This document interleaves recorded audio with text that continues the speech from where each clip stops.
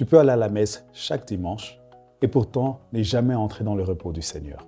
Parce que le repos de Dieu, ce n'est pas simplement être physiquement présent à l'église. Ce n'est pas simplement cocher une obligation religieuse. Ce n'est même pas seulement arrêter de travailler. Le vrai repos, c'est quand ton âme revient à Jésus. Et franchement, c'est peut-être là où beaucoup d'entre nous sommes aujourd'hui. On travaille, on court, on répond aux messages, on cherche l'argent, on porte la famille, les responsabilités, les inquiétudes. Même quand le corps s'arrête, parfois l'âme continue à courir. On peut dormir, mais ne pas être vraiment reposé. On peut prendre un jour libre, mais garder le cœur chargé. On peut même venir à l'église, mais rester intérieurement dispersé.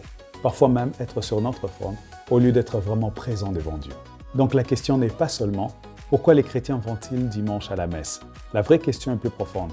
Comment est-ce que les dimanches peuvent devenir pour moi une vraie entrée dans le repos de Dieu? Et dans cette vidéo, je voudrais te montrer quelque chose de simple. Pourquoi le dimanche chrétien est devenu le jour où les chrétiens viennent rencontrer les ressuscités? Et comment tu peux vivre ce jour, non pas simplement comme une simple obligation, mais comme un vrai chemin de grâce.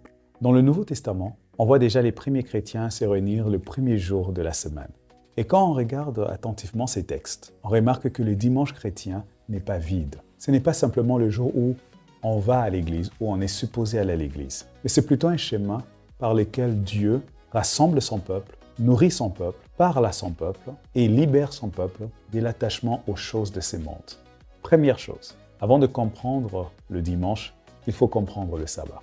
Dans l'Ancien Testament, Dieu avait donné le sabbat au peuple d'Israël. Le sabbat, c'était le 7e jour de la semaine, ce qu'on appelle aujourd'hui le samedi. C'était un jour mis à part pour Dieu.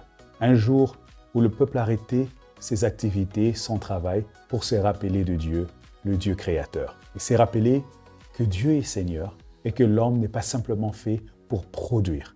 Dans Exode 20, au chapitre 8 à 11, Dieu dit ceci: « Souviens-toi du jour du repos pour le sanctifier. Tu travailleras 6 jours et tu feras tout ton ouvrage, mais le 7e jour est le jour du repos de l'Éternel ton Dieu. » Et le texte nous donne cette raison. Car en 6 jours, l'Éternel a fait les cieux, la terre et la mer et tout ce qui est contenu.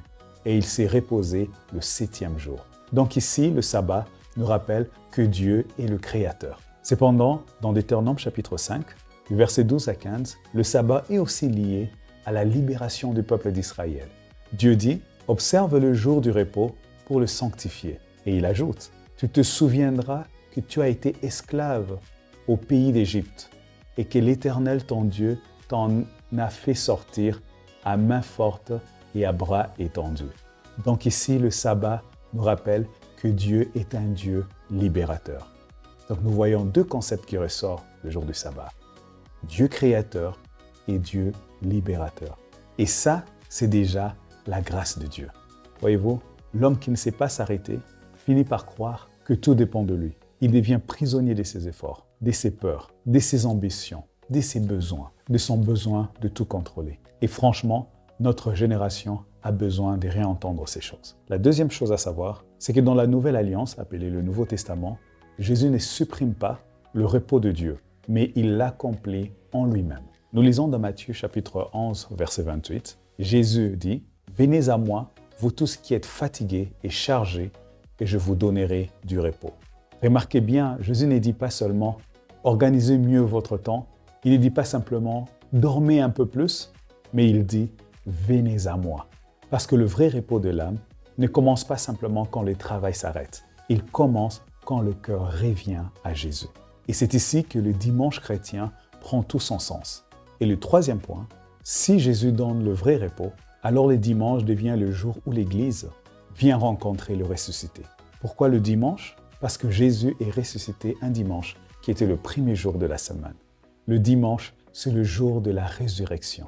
Le jour où le tombeau est vide, le jour où la mort est vaincue, le jour où une vie nouvelle commence. Dans l'Ancien Testament, le sabbat annonçait le repos de Dieu. Mais dans la Nouvelle Alliance, Jésus nous ouvre l'accès à ce repos divin. Voyez-vous, par sa mort, il nous libère du péché. Mais par sa résurrection, il nous donne la grâce d'une vie nouvelle. C'est même cela le concept du baptême. C'est que nous sommes morts avec Christ et nous ressuscitons avec lui afin de connaître une vie nouvelle. C'est pourquoi le baptême est souvent appelé la nouvelle naissance. Nous lisons cela dans Romains chapitre 6, verset 4. Nous avons donc été ensevelis avec lui par le baptême, en sa mort, afin que comme Christ est ressuscité des morts par la gloire du Père, de même nous aussi, nous marchons en nouveauté de vie. Donc il y a une nouveauté de vie par la réalité de la résurrection que nous vivons au travers du baptême. Mais le point ici, c'est que la résurrection nous introduit à un nouveau commencement, à une nouvelle vie. Donc le premier jour de la semaine, c'est le jour de la résurrection. Et chaque dimanche, l'Église revient vers le ressuscité pour recevoir cette grâce, revivre cette grâce de la nouveauté en Jésus-Christ. Et ce qui est beau dans tout cela, c'est que le Nouveau Testament ne nous laisse pas seulement avec une idée spirituelle, il nous montre une pratique concrète. Regardons Actes des Apôtres, chapitre 20, le verset 7. Nous lisons « Le premier jour de la semaine, donc le dimanche, nous étions réunis pour rompre le pain. Paul, qui devait partir le lendemain, s'entretenait avec les disciples et il prolongea son discours jusqu'à minuit. » Dans ce seul verset, on voit déjà 3 éléments essentiels du dimanche chrétien. Puis, avec 1 Corinthiens chapitre 16, le verset 2, on verra un 4e élément qui est lié à ce jour-là. Mais commençons étape par étape. Le premier élément, c'est qu'ils étaient tous réunis ensemble. Acte 20, verset 7 dit « Nous étions réunis ». Le repos du Seigneur commence déjà quand Dieu réunit ses enfants ensemble. La foi chrétienne n'est pas une foi isolée. On ne suit pas Jésus chacun dans son coin. Ce n'est pas une vie solitaire, comme si on était des individus séparés. Dieu rassemble un peuple, une famille, un corps. Le psaume 133, le verset 1er dit « Voici, oh, qu'il est agréable, qu'il est doux pour des frères de demeurer ensemble. » Et le verset 3 de ce même chapitre ajoute « Car c'est là que l'Éternel envoie la bénédiction, la vie pour l'éternité. » Donc quand les enfants de Dieu se réunissent dans la foi, comme quand Jésus nous dit que là où 2 ou 3 sont réunis autour de son nom, il est au milieu d'eux. Donc quand les enfants de Dieu se réunissent dans la foi, ce n'est pas simplement une foule religieuse, car Jésus nous dit déjà que quand 2 ou 3 sont réunis autour de son nom, il est au milieu d'eux.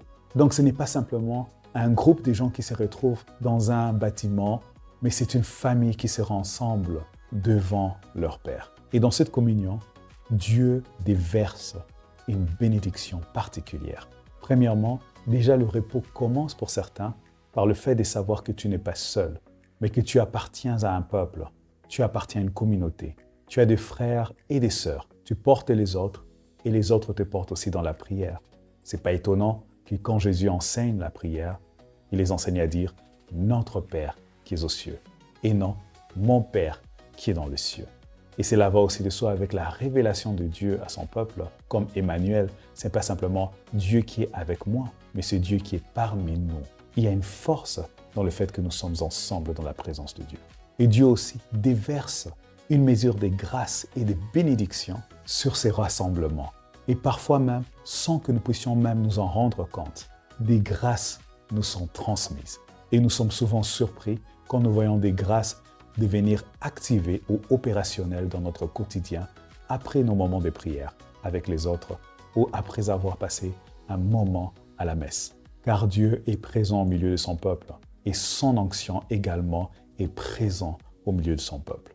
Le deuxième élément, il rompait le pain. Acte 27 dit qu'ils étaient réunis pour rompre le pain. L'expression « pour rompre le pain » fait écho aux paroles de l'Évangile. Vous vous rappelez dans Matthieu chapitre 26, pendant la Sainte Seine, ou pendant la présentation de l'Eucharistie avant la mort de Christ, le jeudi saint, il est écrit « Jésus prit du pain et après avoir rendu grâce, il le rompit. » Donc c'est rompre le pain. Et le donna aux disciples en disant « Prenez, mangez, ceci est mon corps. » Donc cette expression « rompre le pain » que nous trouvons plus tard dans les écrits des apôtres, nous signale que le premier jour de la semaine, le premier chrétien se réunissait expressément pour pouvoir avoir part à l'Eucharistie, au pain rompu, et que c'était le corps et la chair de Christ. Et on voit ici que dès les premiers temps de l'Église, le dimanche n'était pas simplement un jour de réunion parmi les chrétiens. C'était le jour du pain rompu, parce que l'expression même, c'est qu'ils se réunissaient pour rompre le pain. Donc c'est ça qui les a menés à cette rencontre. Si vous voulez avoir plus de détails sur cela, regardez une des vidéos que je fais dessus. Et cette fraction du pain, ce pain rompu, nous conduit même au cœur de l'Eucharistie. Et ce cœur nous dit ceci, c'est qu'à la messe, Jésus ne nous donne pas simplement une idée sur qui il est. Il ne nous donne pas simplement un souvenir de sa personne. Il se donne lui-même à nous. Dans Jean chapitre 6, je crois le verset 24, Jésus dit, « C'est lui qui mange ma chair et qui boit mon sang à la vie éternelle, et je le ressusciterai au dernier jour. » Donc nous remarquons que le dimanche, le Christ nourrit son peuple, il fortifie notre âme, il nous communique sa vie, il nous prépare déjà à la résurrection, selon ses propres paroles. Et des fois, nous devenons spirituellement faibles parce que nous voulons marcher sans avoir pris sa nourriture, la manne qui nous vient du ciel. Comme une autre vidéo déjà en fait référence. On comprend souvent que notre corps a besoin d'être alimenté pour pouvoir avoir l'énergie nécessaire pour son parcours et son pèlerinage. Si tu ne manges pas, tu deviens faible. Mais combien de fois laissons-nous notre âme sans nourriture et être affaiblis? Et puis nous nous étonnons d'être secs, d'être froids, d'être dispersés, d'être fatigués intérieurement. Et le dimanche, c'est le jour où Dieu nous rappelle de revenir. Le dimanche vient nous dire donc, reviens au pain de la vie. Ça, c'est le deuxième point. Le troisième élément, ils écoutaient la parole de Dieu, ou comme nous appelons cela, la prédication apostolique. Dans Actes chapitre 20, verset 7, le texte biblique nous dit que Saint Paul s'entretenait avec les disciples pendant très longtemps et qu'il a prolongé même son discours jusqu'à minuit. Clairement, ces jours n'étaient pas un jour de travail parce que le peuple venait écouter et des fois, il y avait prolongation, comme dans ces cas spécifiques avec Paul.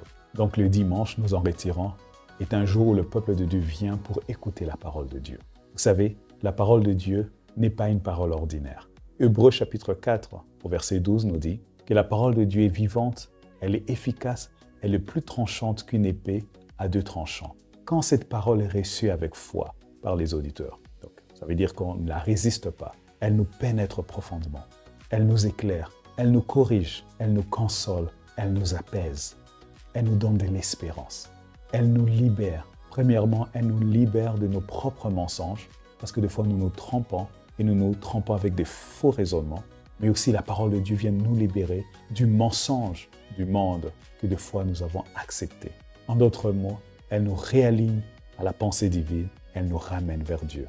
Jésus dit déjà à ses disciples dans Jean chapitre 15, au verset 3, « Vous êtes déjà purs à cause de la parole que je vous ai annoncée. » Donc nous voyons que la parole elle-même nous purifie, nous communique une pureté dans nos pensées. Parce que des fois, nous passons toute la semaine à écouter tellement de choses, tellement de mensonges qui nous rendent impurs, mais sa parole nous rend purs. La parole de Dieu nous relève. La parole nous donne la vie. Elle nous aide à discerner ce qui vient de Dieu et ce qui nous éloigne de lui. Voilà pourquoi la messe de dimanche n'est pas simplement un rite, c'est un lieu où Dieu parle encore à son peuple par la prédication apostolique. Et ça, c'est le troisième point. Le quatrième élément, pour nous introduire dans le repos du Seigneur, c'est que les disciples mettaient à part des offrandes. Et ceci, nous les lisons dans 1 Corinthiens, au chapitre 16, le verset 2. Saint Paul dit à l'église de Corinthe, « Le premier jour de chaque semaine, donc c'est chaque dimanche en d'autres mots, le premier jour de chaque semaine, que chacun de vous mette de côté chez lui ce qu'il pourra. » Ici, Paul parle des offrandes. Et pour certains, on pourrait penser que les offrandes, c'est juste une affaire de logistique, une affaire pratique qui n'a rien à voir avec la spiritualité. Mais non, il y a aussi une grâce attachée à cela qui nous lie au repos du Seigneur. Parce que donner à Dieu une partie de ce qu'il nous a confié, ce n'est pas simplement soutenir une activité religieuse, c'est éduquer notre cœur.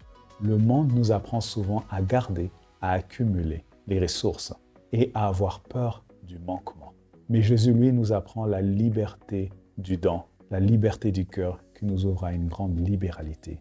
Dans Actes chapitre 20, le verset 35, Saint Paul nous dit une des paroles de Jésus-Christ qu'on ne trouve pas dans les évangiles, mais qui faisait partie déjà de la tradition orale, qui dit « Il y a plus de bonheur à donner qu'à recevoir. » Parce que quand tu donnes, tu déclares « Seigneur, mes biens sont à toi. Mes biens ne sont pas mon Dieu. Mon argent ou mes ressources n'est pas ma sécurité ultime, car tout vient de toi, car l'or et l'argent appartiennent à notre Dieu. » Ainsi, mon regard est plus tourné vers Dieu qu'être tourné vers les richesses et les ressources qu'il a mis à ma disposition et qu'il m'a confiées. Et cette liberté du don nous apporte une nouvelle joie. Nous avons souvent entendu parler, nous connaissons par expérience souvent la joie de recevoir. Mais est-ce que connaissons-nous la joie de donner? Car il y a plus de joie à donner qu'à recevoir, nous dit le Seigneur Jésus. Donc regarde bien, le dimanche chrétien n'est pas un jour vide en soi. Ce n'est pas simplement le jour où on va à l'église. C'est un chemin de grâce. C'est là où Dieu nous rassemble. C'est là où Dieu nous nourrit de son corps. C'est là où Dieu nous parle par la prédication de l'Évangile, aligné à l'enseignement des apôtres. C'est là où Dieu nous libère comme il a libéré Israël, libéré du mensonge, libéré des liens, libéré de maladies, libéré des malédictions, libéré du mensonge, libéré de la crainte du futur. Dieu libère aussi notre cœur par le don que nous faisons de nous-mêmes, par les ressources qu'il nous a confiées. Et tout cela nous pointe encore vers quelque chose de très profond, le repos définitif de Dieu. Et c'est pour cela que même l'Épître aux Hébreux va un peu plus loin en disant, Hébreux chapitre 4, verset 9, « Il y a donc un repos des sabbats réservé au peuple de Dieu. » Le verset 10 de ce même chapitre dit, « Car celui qui entre dans le repos de Dieu se repose de ses œuvres, comme Dieu s'est reposé des siennes. » Verset 11, il ajoute, « Efforçons-nous donc d'entrer dans ces repos. » C'est profond, hein? Il faut s'efforcer d'entrer dans ces repos. Si c'était simplement un jour en soi, il n'y a pas d'effort à mettre, c'est juste attendre que le jour arrive. Mais on nous invite à s'efforcer d'entrer dans ces repos. Ça demande de nous quelque chose, un conditionnement, une attitude, une volonté pour entrer dans ce repos que le Seigneur nous donne quand nous entrons dans ce jour du dimanche, le jour du Seigneur. Parce que le repos de Dieu, ce n'est pas de la paresse, ce n'est pas fuir ses responsabilités, ce n'est pas simplement passer une journée sans rien faire. Entrer dans le repos de Dieu, c'est entrer dans la communion avec lui. C'est déposer ce qui nous écrase volontairement. C'est renoncer aux péchés qui nous fatiguent et qui nous lassent. C'est sortir des agitations qui nous dispersent. C'est revenir dans la grâce divine. Et nous goûtons déjà à ce repos en Jésus-Christ chaque fois que nous disons oui au Seigneur. Et chaque fois que nous venons hebdomadairement, nous nous ouvrons à des grâces supplémentaires de ces repos divins. Chaque dimanche est donc comme une porte ouverte que Dieu met devant nous.